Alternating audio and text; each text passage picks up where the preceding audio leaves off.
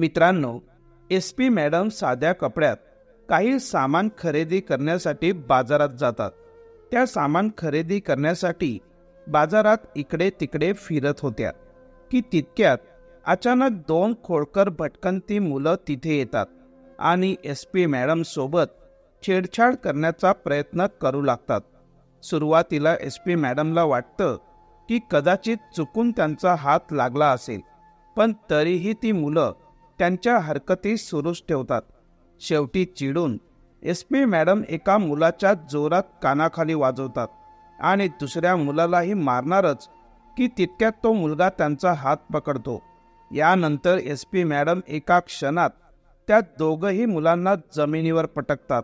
आता समोरचं हे दृश्य पाहून बाजारात उभे असलेले प्रत्येक जण आश्चर्यचकित होतात की एक सामान्य दिसणारी मुलगी इतकी ताकदवान कशी असू शकते, ज्याने दोन्ही मुलांना क्षणार्धात पटकावले. मित्रांनो, एस पी मॅडम त्यांच्या सुरक्षेशिवाय तिथे का गेल्या होत्या आणि पुढे या कथेत काय होतं, जाणून घेऊया संपूर्ण घटनेमागचं सत्य या व्हिडिओच्या माध्यमातून. पण व्हिडिओमध्ये पुढे जाण्यापूर्वी माझी तुम्हाला विनंती आहे की व्हिडिओला लाईक करा आणि आमच्या चॅनलला सबस्क्राईब करा. चला तर मग कथेला सुरू करूयात. मित्रांनो, एका छोट्याशा गावात एक मुलगी राहत होती. तिचे नाव सोनिया होते. सोनियाच्या घरी तिचे आई वडील आणि 2 लहान भावंडं राहत होती. तिचे वडील एक खाजगी नोकरी करत होते. खाजगी नोकरी करून ते आपल्या कुटुंबाचे भरण पोषण करत होते. सोनिया ही कुटुंबातील मोठी मुलगी होती, त्यामुळे तिचं शिक्षणही पूर्ण झालं होतं आणि तिने एक परीक्षा दिली होती ज्याचा निकाल काही दिवसातच येणार होता. आता निकालाची वेळ येताच संपूर्ण कुटुंब या निकालाबद्दल आशावादी होते. ते त्या निकालाची उत्कटतेने वाट पाहत होते. आता जेव्हा तो निकाल हाती लागतो तेव्हा त्यांच्या कुटुंबात आनंदाची लाट उसळते, कारण सोनियाने UPSC क्लिअर केली होती. सोनिया आता एक SP साहिबा झाल्या होत्या. या गोष्टीचा आनंद सोनियाचे वडील संपूर्ण गावात थाटामाटात साजरा करतात आणि संपूर्ण गाव सोनियाचं कौतुक आणि अभिनंदन करत थकत नव्हते. यानंतर सोनिया तिच्या प्रशिक्षणासाठी निघून जाते आणि तिथे राहून तिचे प्रशिक्षण सुरू ठेवते.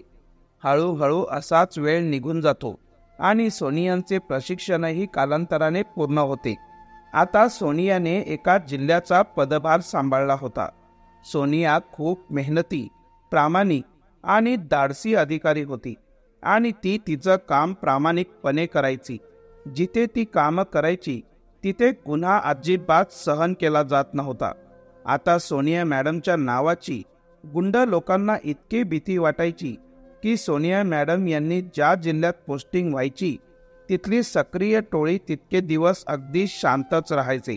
कोणताही गुन्हा करण्यासाठी कोणीही पुढे यायचे नाही. आता अशीच हळूहळू वेळ निघून जाते. सोनिया यांच्या पोस्टिंगला जवळपास 2 वर्ष उलटून गेली होती. 2 वर्षांनंतर सोनियांची दुसऱ्या शहरात बदली होते आणि तिथे गेल्यावर सोनिया मेहनत आणि प्रामाणिकपणे त्यांचे काम करू लागतात. एक दिवस संध्याकाळी जेव्हा सोनिया मॅडम त्यांच्या घरी बसल्या होत्या तेव्हा त्यांना काही सामानाची गरज भासत होती. सोनिया मॅडम त्यांच्या ड्रायव्हरला सांगूनही ते सामान बाजारातून मागवू शकत होत्या, पण त्या विचार करतात की मी स्वतःच जाऊन बाजारातून सामान घेऊन येते, त्या निमित्ताने फेरफटकाही मारून येते. म्हणून सोनिया वस्तू खरेदी करण्यासाठी त्यांच्या ड्रायव्हरसोबत त्यांच्या कारमध्ये बसून बाजाराकडे निघाल्या. आता जेव्हा सोनिया मॅडम मार्केटच्या बाहेर पोहोचतात तेव्हा त्या त्यांच्या ड्रायव्हरला गाडी थांबवायला सांगतात आणि म्हणतात की तुम्ही ही गाडी घेऊन जा. माझं काम झालं की मी तुम्हाला कॉल करेन, मग तुम्ही मला घ्यायला या. तेव्हा सोनियाने साधे कपडे घातले होते आणि सोनिया सिक्युरिटी विना आणि ड्रायव्हर विनाच एकट्याच त्या मार्केटमध्ये खरेदी करण्यासाठी इकडे तिकडे फिरत होत्या, कारण त्यांच्यामुळे इतर लोकांना काही त्रास व्हावा असं त्यांना अजिबात वाटत नव्हतं. शिवाय त्यांना अगदी सामान्यपणे बाजारात खरेदी करायची होती. यानंतर सोनिया वस्तू विकत घेण्यासाठी इकडे तिकडे बाजारात फिरू लागतात. आणि काही सामानही खरेदी करतात. पण आता त्यांना आणखीन काही सामान खरेदी करायचे होते, त्यामुळे त्या सामान खरेदीसाठी बाजारात इकडे तिकडे फिरत होत्या. तेव्हाच अचानक एका मुलाचा हात विचित्र पद्धतीने त्यांच्या हाताला स्पर्श होतो.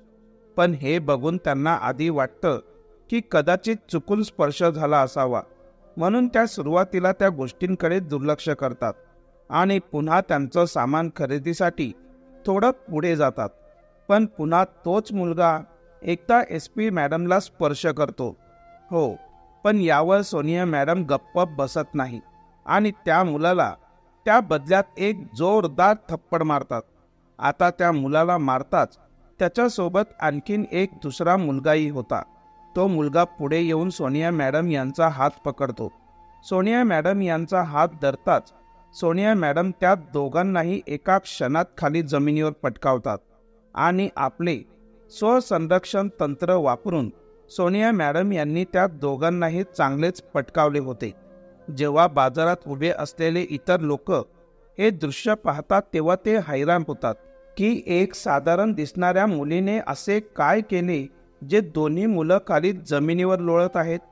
पण यानंतर सोनिया मॅडम आपला फोन बाहेर काढतात आणि आपल्या टीमला कॉल करून त्यांना मार्केटमध्ये बोलावतात. आता जेव्हा तिथे एकाच वेळेस अनेक गाड्या येऊन उभ्या राहतात तेव्हा ती वाहने पाहून सर्वांनाच आश्चर्य वाटते. पण त्यानंतर जेव्हा त्या लोकांना हे कळते की ही मुलगी कोणी साधारण मुलगी नसून इथल्या SP साहेबा आहेत, तेव्हा ते सगळे लोक आश्चर्यचकित होतात. कारण एका SP मॅडम यांना त्यांनी असं कधीच पाहिलं नव्हतं. त्या अशा साधारण व्यक्तीप्रमाणे बाजारात वस्तू खरेदी करत असताना दिसतील. त्यानंतर SP मॅडम गर्दीला इकडे तिकडे बाजूला करत त्या दोघं मुलांना अटक करून पोलिसांसोबत बसवतात. मग SP मॅडम पोलिसांना निर्देश देतात की या दोघांनाही हात लावू नका, त्यांना आरामात घेऊन जाऊन लॉकरमध्ये बंद करा. मी थोड्याच वेळात पोलीस स्टेशनमध्ये येऊन त्यांना भेटते.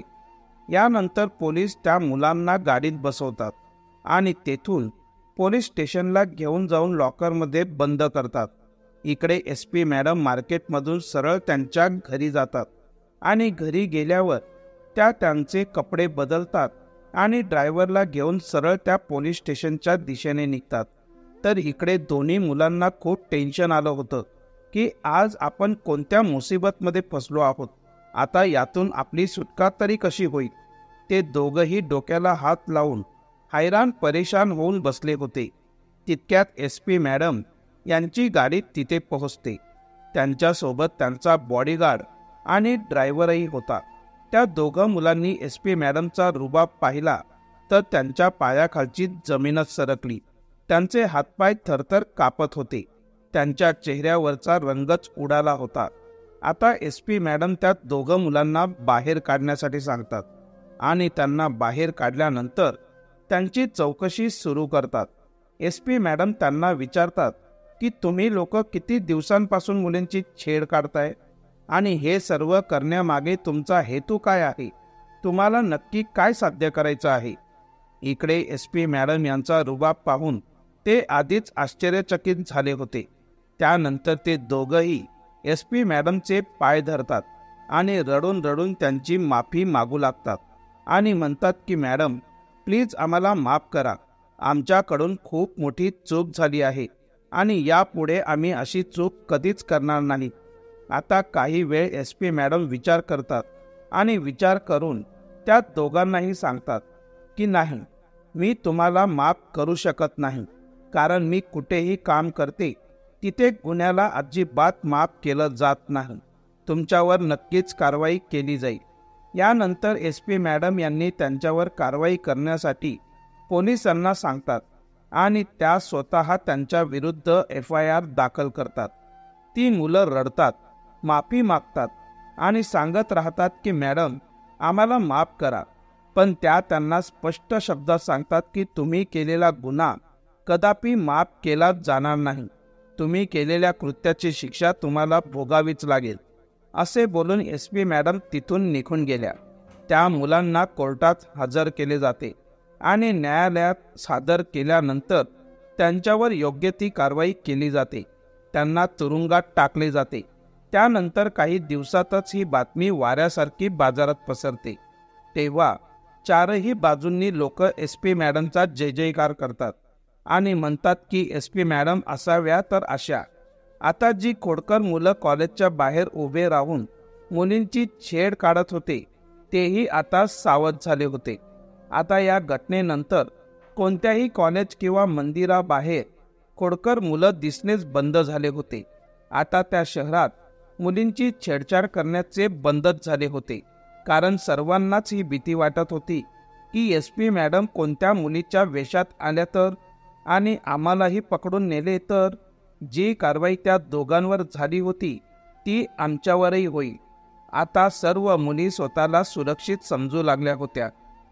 तर मित्रांनो, ही कथा होती एका महिला SP मॅडम यांची, ज्यांनी बाजाराच्या आत जाऊन 2 मुलांना पकडले आणि आज त्याच कारणासाठी शहरात त्यांचे गुणगान चौपट झाले होते. तुम्ही काय सांगाल सोनिया मॅडम बद्दल, त्या खोडकर मुलांबद्दल? तुमचे मत काहीही असो, कृपया कमेंट करून आम्हाला नक्की कळवा. कथा आवडल्यास लाईक करा, चॅनल सबस्क्राईब करा. तोपर्यंत पुन्हा भेटू एका नवीन आणि मनोरंजक कथेसह. धन्यवाद. जय हिंद, जय भारत.